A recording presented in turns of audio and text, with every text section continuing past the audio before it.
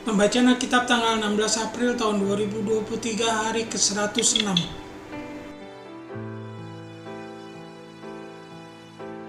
Kisah Para Rasul pasal 2. Khotbah Petrus.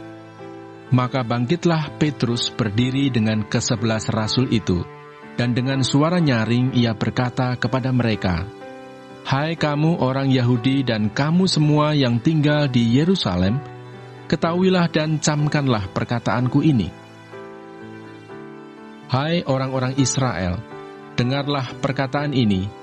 Yang aku maksudkan ialah Yesus dari Nazaret, seseorang yang telah ditentukan Allah dan yang dinyatakan kepadamu dengan kekuatan-kekuatan dan mujizat-mujizat dan tanda-tanda yang dilakukan oleh Allah dengan perantaraan Dia di tengah-tengah kamu, seperti yang kamu tahu.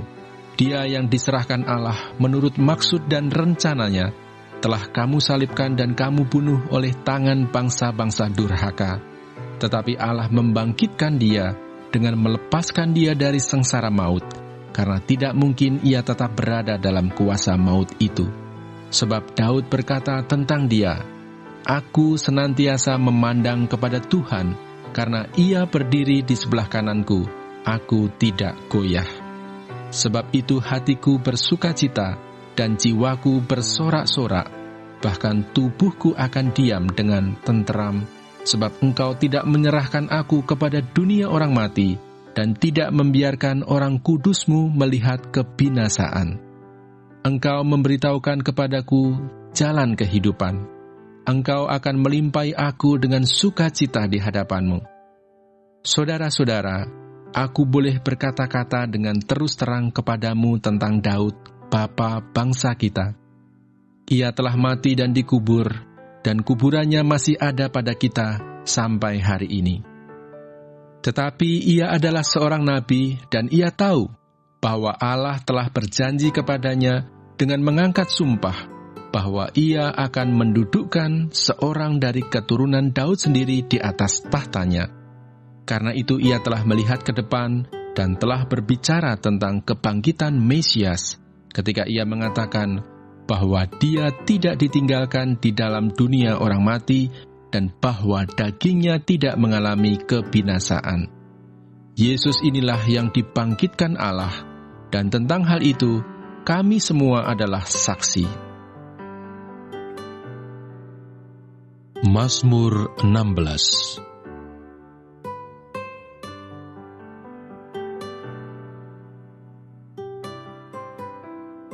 Bahagia orang saleh.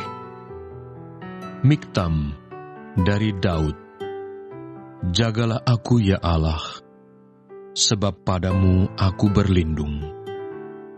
Aku berkata kepada Tuhan, Engkaulah Tuhanku. Tidak ada yang baik bagiku selain Engkau. Orang-orang kudus yang ada di tanah ini, merekalah orang mulia yang selalu menjadi kesukaanku. Bertambah besar kesedihan orang-orang yang mengikuti Allah lain. Aku tidak akan ikut mempersembahkan korban curahan mereka yang dari darah, juga tidak akan menyebut-nyebut nama mereka di bibirku. Ya Tuhan, Engkaulah bagian warisanku dan pialaku. Engkau sendirilah yang meneguhkan bagian yang diundikan kepadaku. Tali pengukur jatuh bagiku di tempat-tempat yang permai. Ya, milik pusakaku menyenangkan hatiku. Aku memuji Tuhan yang telah memberi nasihat kepadaku. Ya, pada waktu malam hati nuraniku mengajari aku. Aku senantiasa memandang kepada Tuhan. Karena Ia berdiri di sebelah kananku, aku tidak goyah. Sebab itu, hatiku bersukacita dan jiwaku bersorak-sorak. Bahkan tubuhku akan diam dengan tenteram, sebab Engkau tidak menyerahkan aku ke dunia orang mati, dan tidak membiarkan orang kudus-Mu melihat kebinasaan. Engkau memberitahukan kepadaku jalan kehidupan. Di hadapan-Mu ada sukacita berlimpah-limpah. Di tangan kanan-Mu ada nikmat senantiasa.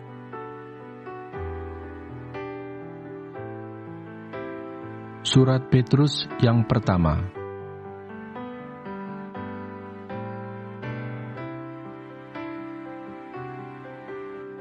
Pengharapan, iman, dan kasih.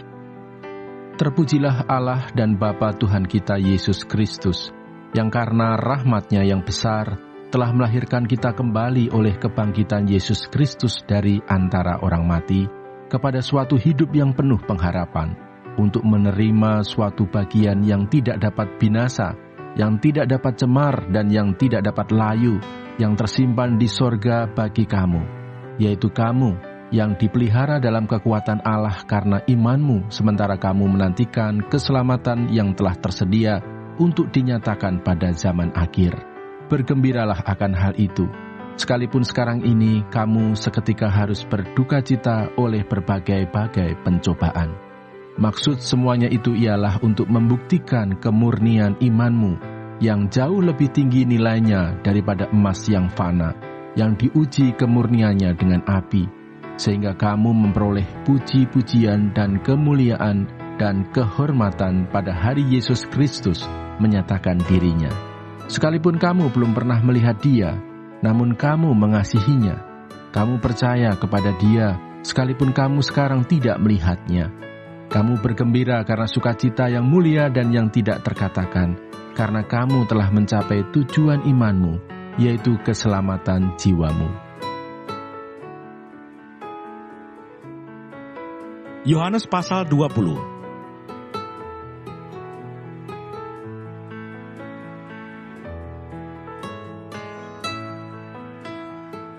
Yesus menampakkan diri kepada murid-muridnya. Ketika hari sudah malam pada hari pertama minggu itu, berkumpullah murid-murid Yesus di suatu tempat dengan pintu-pintu yang terkunci, karena mereka takut kepada orang-orang Yahudi. Pada waktu itu datanglah Yesus dan berdiri di tengah-tengah mereka dan berkata, "Damai sejahtera bagi kamu." Dan sesudah berkata demikian, Ia menunjukkan tangannya dan lambungnya kepada mereka. Murid-murid itu bersukacita ketika mereka melihat Tuhan. Maka kata Yesus sekali lagi, "Damai sejahtera bagi kamu. Sama seperti Bapa mengutus aku, demikian juga sekarang, aku mengutus kamu." Dan sesudah berkata demikian, Ia menghembusi mereka dan berkata, "Terimalah Roh Kudus. Jikalau kamu mengampuni dosa orang, dosanya diampuni. Dan jikalau kamu menyatakan dosa orang tetap ada, dosanya tetap ada." Yesus menampakkan diri kepada Thomas. Tetapi Thomas, seorang dari ke-12 murid itu, yang disebut Didimus, tidak ada bersama-sama mereka ketika Yesus datang ke situ. Maka kata murid-murid yang lain itu kepadanya, "Kami telah melihat Tuhan." Tetapi Thomas berkata kepada mereka, "Sebelum aku melihat bekas paku pada tangannya, dan sebelum aku mencucukkan jariku ke dalam bekas paku itu, dan mencucukkan tanganku ke dalam lambungnya, sekali-kali aku tidak akan percaya." 8 hari kemudian murid-murid Yesus berada kembali dalam rumah itu, dan Thomas bersama-sama dengan mereka. Sementara pintu-pintu terkunci, Yesus datang dan Ia berdiri di tengah-tengah mereka dan berkata, "Damai sejahtera bagi kamu." Kemudian Ia berkata kepada Thomas, "Taruhlah jarimu di sini, dan lihatlah tanganku. Ulurkanlah tanganmu, dan cucukkanlah ke dalam lambungku. Dan jangan engkau tidak percaya lagi, melainkan percayalah." Thomas menjawab Dia, "Ya Tuhanku dan Allahku." Kata Yesus kepadanya, "Karena engkau telah melihat aku, maka engkau percaya. Berbahagialah mereka yang tidak melihat, namun percaya." Maksudnya Injil ini dicatat. Memang masih banyak tanda lain yang dibuat Yesus di depan mata murid-muridnya yang tidak tercatat dalam kitab ini. Tetapi semua yang tercantum di sini telah dicatat supaya kamu percaya bahwa Yesuslah Mesias Anak Allah, dan supaya kamu oleh imanmu memperoleh hidup dalam nama-Nya.